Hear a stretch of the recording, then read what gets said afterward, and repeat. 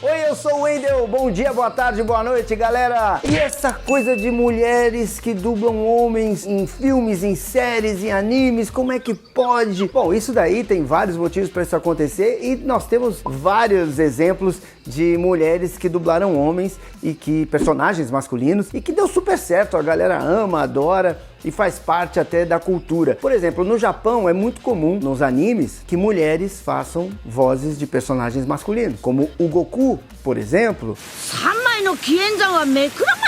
como o Naruto, como o Ash de Pokémon.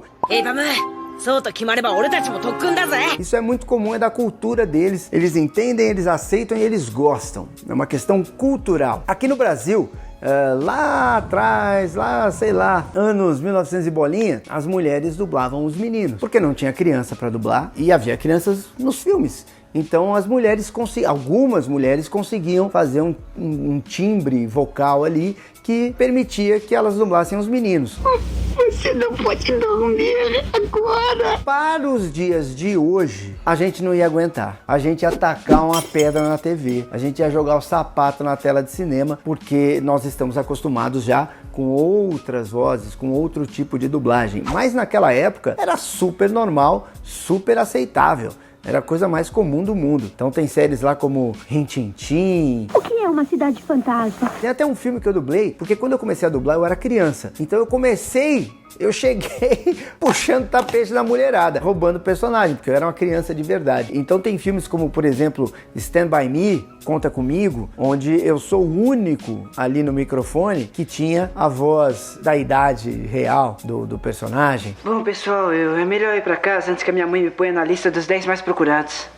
Enfim, vários e vários filmes, porque eu comecei a dublar pequenininho, onde havia mulheres ali fazendo os outros meninos e eu ali no meio. Isso era uma coisa extremamente comum na dublagem, mas ao longo dos anos foram surgindo crianças, filhos dos dubladores, né, que começaram a fazer parte desse universo, como já estão acostumados ali, conhecer as pessoas, a ver o pai e a mãe trabalhando, o microfone e tal, vai lá, faz uma falinha. Então isso acontecia normalmente. Às vezes a galera fala, panelinha, você tem que ser familiar de alguém, não tem nada a ver, gente. É simples assim. Vou pegar uma criança, filho de alguém, vem cá, entra aqui e grava. O cara não conhece o técnico, não conhece nenhuma pessoa que está naquele estúdio, não conhece uma criança no meio de adultos, nunca falou num microfone, ele não tem referência, fica assustado. Quando é filho de algum dublador, de certa forma, ele já conhece algumas pessoas, já está familiarizado com aquele ambiente, já viu o pai e a mãe trabalhando, então ele sabe o que vai acontecer e como vai acontecer. Fica um pouco mais fácil, porque é difícil arrumar criança pequenininha. A Melissa, né, minha filha,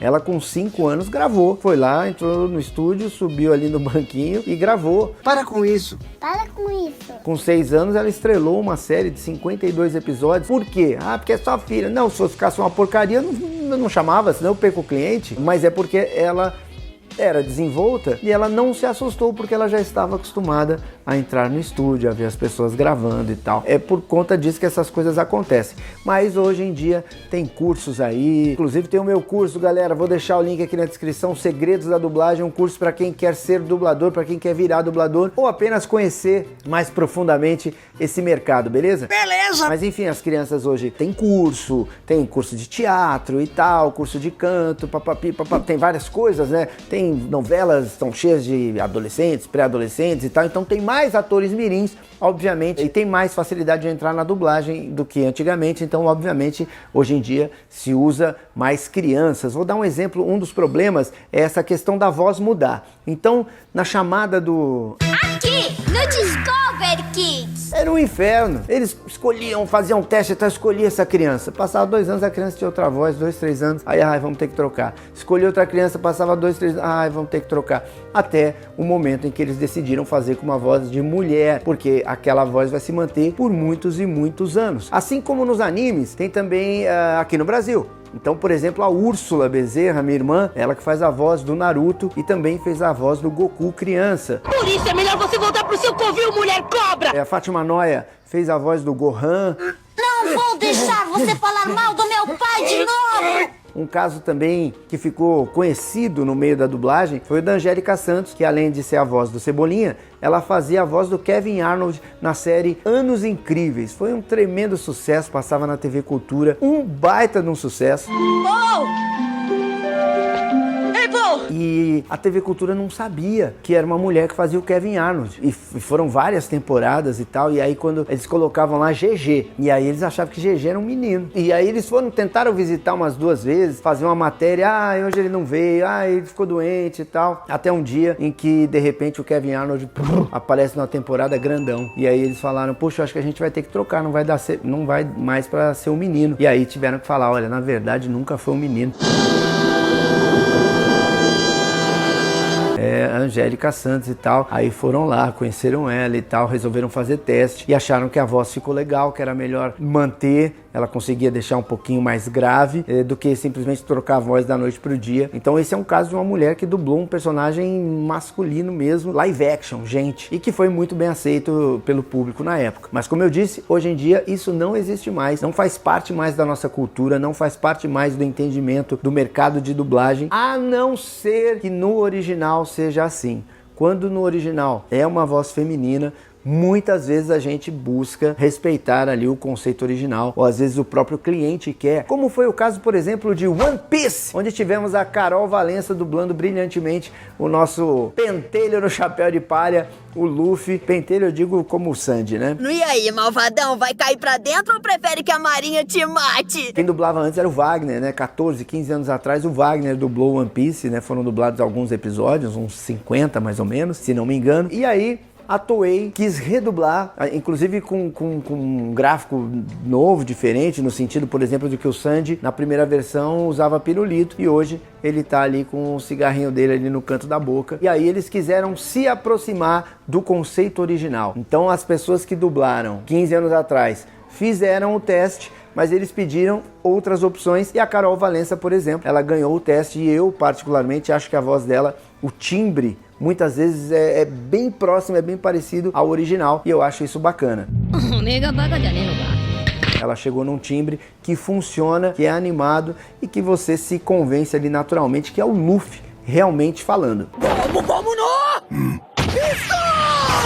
Pra não dizer que não acontece ainda hoje, mentira, ainda acontece sim, que eu vi ali e tal. Tem ainda coisas que rolam com mulher dublando personagens masculinos, mas eu posso explicar. Por exemplo, Patrulha Canina tem um cachorrinho lá, o Tracker, que é feito pela Mariana Zink, que ela tem um timbre de voz que permite que isso aconteça. A Mariana Zink tem um vídeo com ela aqui no canal, porque ela faz a voz do senhorzinho lá, meu Deus. Como é que é o nome, Aline? O Zenho, né? É o Zenho. Aquele que fala, né. Ela tem um timbre que permite fazer a voz feminina, mas que permite também fazer uma voz masculina, obviamente, dependendo do tipo, dependendo da idade, dependendo do que se trata. Assim como, por exemplo, a Vizedec. Vizedec, que é super ativa nas redes sociais, ela também participa de fandub, é uma menina muito legal. Você tá na minha live e você realmente escreve Você escreve Beto Espírito, Nichan. Você. Eu já fui professor dela, ela dubla meninas, mas ela também dubla personagens masculinos. Eu assisti outro dia um filme que foi dublado na Unidub, meu Deus do céu, não lembro o nome agora, é umas crianças que enfrentam um ET lá pra salvar o mundo, não lembro agora, mas eu assisti ao filme inteirinho com as crianças aqui em casa e eu fiquei, caramba, quem é esse menino? Poxa, tá bom, legal, ficou legal. E opa, bati no microfone. Eu, que trabalho em dublagem há 40 anos, sou diretor de dublagem, conheço a Vizedec, assisti ao filme o tempo inteiro achando que era um menino. Se tá preocupada com a minha postura, essa cadeira é ergonômica. Olha, minha coluna fica perfeitamente alinhada. E não era, depois eu esperei os créditos, era a Vizedec, porque existem algumas mulheres que realmente conseguem usar o seu timbre de voz de tal forma que realmente pareça a voz de um menino, de um pré-adolescente, alguma coisa assim. Não vai conseguir fazer um cara de 18 anos, de 20 anos. Mas dependendo, tem algumas dubladoras que conseguem sim enganar qualquer um. Mas por que botou a Vizedec e tal? Porque é muito difícil. Dublagem é uma coisa bastante difícil e você não encontra muitas crianças que têm a capacidade artística e técnica de protagonizar um filme, dependendo da dificuldade desse personagem. Então, se você tem uma adulta já experiente, talentosa, que consegue com sua voz dublar um menino, vai ficar melhor o filme. A experiência pro espectador vai ser muito melhor do que uma criança dublando mal, pelo simples fato de que é uma criança, que legal. Não, você vai achar que tá ruim. Mas precisa ter bom senso e tem que ser com uma voz que realmente convença ao público de que é um menino falando. Para não dizer que não existem mais esses casos. Mas eu espero que entrem cada vez mais crianças na dublagem, porque é excelente para dublagem e digo mais, por experiência própria, porque eu comecei bem pequeno, bem criancinha, aí com 5, 6, 7 anos de idade. É maravilhoso para a criança, ela cresce demais, ela aprende demais, melhora a leitura, melhora o conhecimento histórico, a desenvoltura. Realmente é muito bom para qualquer criança começar a dublar e é muito bom para o mercado de dublagem, assim como é muito bom para quem está assistindo poder ouvir vozes que sejam reais, que sejam de verdade vozes de crianças e adolescentes. Beleza? Deixa aqui no seu comentário o que você acha sobre esse assunto, que outra mulher dublou um personagem masculino, qual que ficou muito ruim, qual que ficou muito bom. Conta aí pra mim, galera. E é claro, dá um like nesse vídeo e se inscreva no canal. Valeu, até mais!